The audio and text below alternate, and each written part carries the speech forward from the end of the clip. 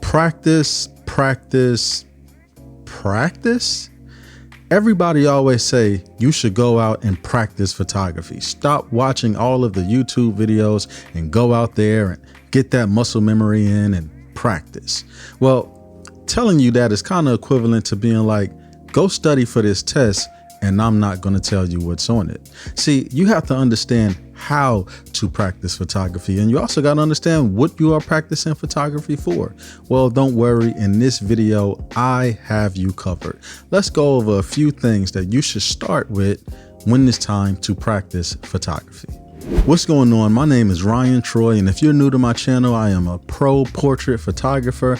I have been doing photography since 2009, and I learned everything that I know, or majority of the things that I know, on YouTube. A lot of other things were, going out, practicing, and going to different events as well. Now, let's jump straight in. I told you what the video is going to be about. Let's jump into the first thing that you need to do. Okay. Now, this thing may seem weird, and you probably already did it. And it is setting your time to the right time when you get your camera. Now, a lot of people, we get excited when we jump into photography or we buy us, a brand new camera, and we kind of skip that step to set up your time because you just want to go ahead on and take your first shot. Now, Ryan, why is this so important? Why is it important that my time is is right on my camera? Well, the reason why is because when we practice, right? When we take photos, the whole point of practicing is getting them home to be able to analyze everything that we did. Now, if you go practice tomorrow, let's say 3 months down the line, you're looking at this photo and you're trying to understand it. If it doesn't have the right, let's say, time of the day in it, that's going to kind of mess you up when it's time to learn from this photo, especially when we're dealing with things like golden hour and times like that. What if it was high noon and you couldn't get that part time stamped on that photo, and now you don't even know what time of the day this was? So you're looking at the shadows, you're looking at the sun, you're looking at all of these different things, and you don't even know what time you took this photo. Time is very, very important in photography, and it's not important because you need to avoid these times. It's important because you need to learn how to adjust during these times. Let's go to the next step. Now, a lot of times when I shoot with new photographers, I notice that they have an improper way of exposing for certain shots. And I kind of blame mirrorless for this in a way. And the reason is because we get to look at the back of our camera, adjust some little settings, and then see exactly, how it's going to look and take that photo. Now, a lot of people tell you, starting photography, you should not shoot in auto, especially when you want to get serious with it. You definitely should shoot in manual because, for one, it's going to really teach you a lot about how to get certain things, how to achieve certain looks. So let's say you're out and about, you're shooting, right? And it looks a little bit too dark. So what you decide to do is keep on going down on your shutter speed, and then you take these photos. You see the exposure on the back of your camera, it looks perfect, right? But you get home and you load it up on your computer and you shot them at 1/30th of a second. There's not a single sharp photo there. Your hands were shaking a little bit with 1/30th of a second because you didn't realize you was at 1/30th of a second. So one thing that I definitely see a lot is during golden hour. Now, golden hour is probably, if you're new, one of the times you're going to shoot the most. A lot of people love shooting during golden hour because the sky is beautiful and all of that. Okay. This is what I want you to do. Take somebody, doesn't matter who it is. It could be your wife. It could be your girlfriend. It could be your boyfriend. It could be your husband. It could be your daughter. It could be your son. It could be your friend next door to you. Okay. Doesn't really matter. I want you to take them out every single day during golden hour, right? And I want you to take photos and adjust to it going down, because if like I know, golden hour, when the sun sets, it is fast. It is extremely fast. And one thing that I don't want you to do is, let's say, be on a paid shoot or something like that, and you have to adjust the golden hour and you don't know what to do. At this point, you start to put your aperture all the way down if you don't want your aperture all the way down. Put your shutter speed all the way down if you don't want your shutter speed all the way down, just because you're trying to get this looking camera. Sometimes you could go up on your ISO if you need to.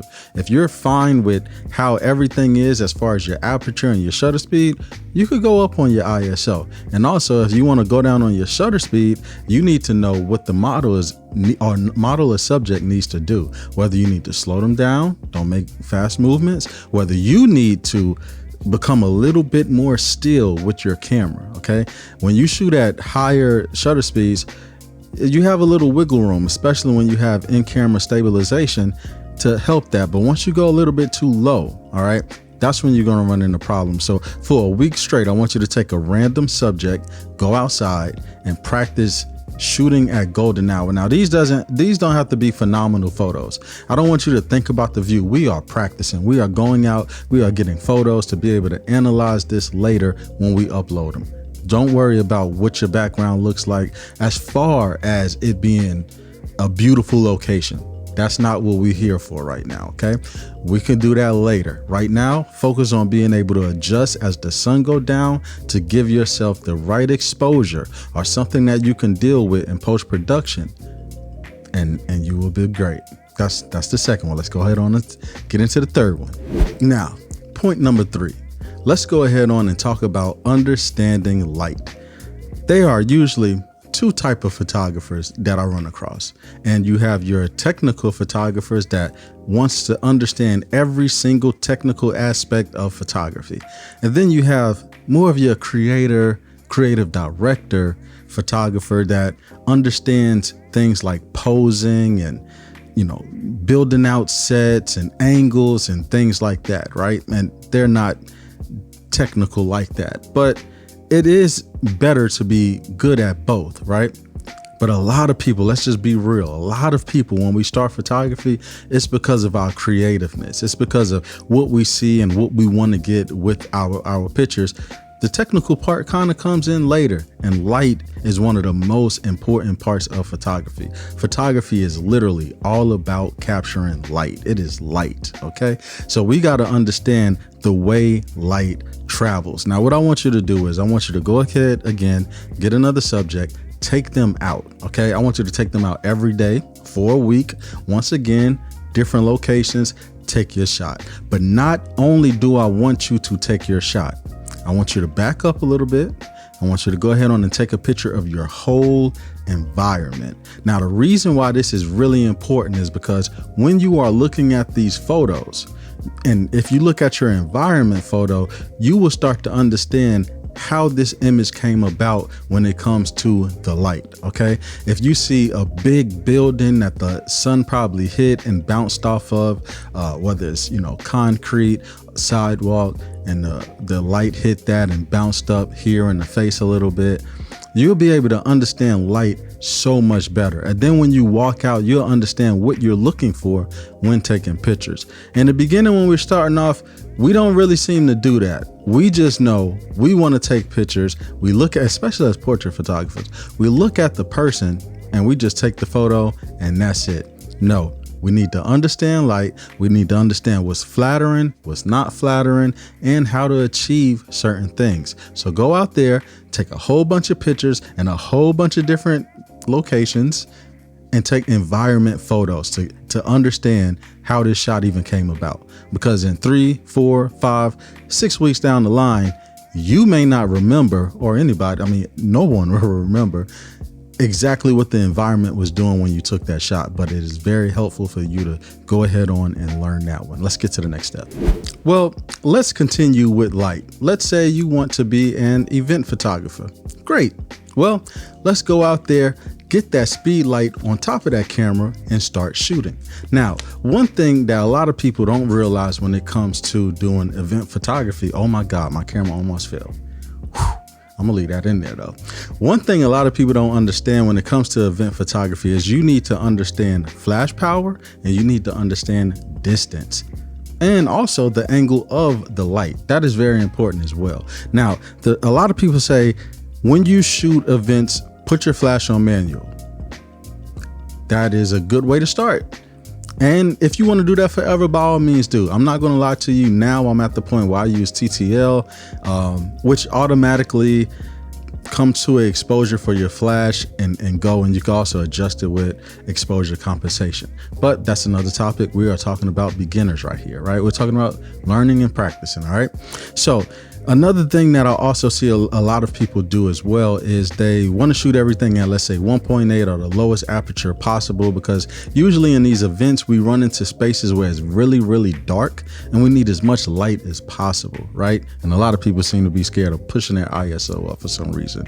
Anyway, so one thing that I want you to do is always keep in mind what aperture you're shooting at when you are in these events. Now, let's say you want to shoot at 1.8 or lower than that. That's absolutely fine. Understand the situation, okay? If you have 3 people all together and you want to shoot that low, tell me what you think is going to happen. Let me give you a hint. If they're like this, flat, just like that, it's going to be fine. Everything will be all right. But a lot of times when you take these photos and people are at tables, they're more like this.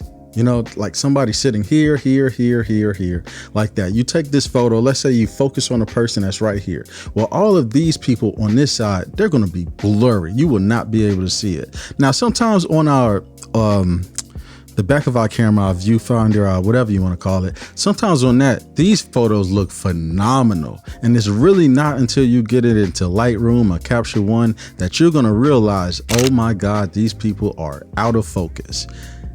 You need to know when to position them right. So if you run into that problem, if I see somebody and they're sitting at a seat like this, what I try to do is I try to take 3 photos of that table. Now I'm gonna hit these people right here, I'm gonna hit these people right here, and then I'm gonna hit these people right here, right? And I'm also not gonna shoot at 1.8. I may shoot at 2.8 and I may go a little bit higher, right? Because I do want to be able to capture as many of their faces as possible. Now I gave you a little gem. I could have just told you to go out there and practice, but you still need to practice. But this is how you're going to practice. All right. So for event photography, what I want you to do is I want you to go home or, you know, go to your family, right? It's Sunday dinner or something like that. Go to your family events, your family, and take photos. A lot of event photography is off-guard pictures. Now, you may pose somebody for a portrait here and there, which is great because at that point you have way more control. But let's face it, we don't always have control for every single picture. Let's say you're doing a wedding. Somebody's kissing the bride. You can't interrupt that and be like, hey, I need you to pose like this. I want your lips to be right here. I need y'all. You can't do it. It's not going to happen. So it's a lot of off-guard pictures. Take pictures like that of your family. They're in the kitchen cooking. They're doing this. They're doing that. And you just practice. I mean, for one, it's going to be easier because it's your family. And then my next one is reach out to a bar or a club and just say, hey, you know, I'm practicing my event photography right now. Do you mind if I come in with my camera, take photos? I could give it to you at the end of the night. At the end of the day, they're not paying you. You know, they may not expect anything great. And if you give it to them, you know, good, it also could be a business venture for you in the future. And another thing that it really would do is probably bring you a lot of clients, because if you're taking a photo, you're giving your Instagram or whatever social media you have, they will contact you for that photo, meaning they will follow you, meaning once your photography, if it isn't already, gets great, they're probably going to book you for something. So those are all of my tips. Now, one thing that you will realize I didn't do was talk about things like leading lines, rule of thirds, and stuff like that a lot of photographers give you. I don't want you to focus on that. I want you to focus on seeing something in your head and being able to get it every single time, because you put in all of this time adjusting things in different lighting situations, different times of day. And once you can do that, then you can worry about your composition. Your composition does not need to be your main focus right now if you cannot guarantee and I don't want to say perfect exposure, because everybody's opinion of it is different. That's why I want to say, until you can guarantee what you see in your head comes out in that photo, okay? And you know what to adjust to get it there. Now, this is only part 1. I'm going to go ahead on and do a part 2 and probably even a part 3 of things further down the line, because once you get this and you master it, you're going to be ready for that next step. Now, if you are an experienced photographer and you feel like I missed something in this crucial key area of this video right here, leave it down below. And what I may do is use that for my part 2, which will come later. Or if you're new and I don't use it for that, trust me, I have a lot of pro photographers that follow me, and their advice and opinion on a lot of things are great. I use it myself. And like I said, I've been shooting since 2009. So make sure you hit that comment section up, and I really hope you see this video maybe a month two down the line to give it some traction where people will be able to really put these gems in the comment section. So go ahead on sound off, down there in the comment section, and let's help these beginner photographers, man. Let's do it. Until the next time, peace.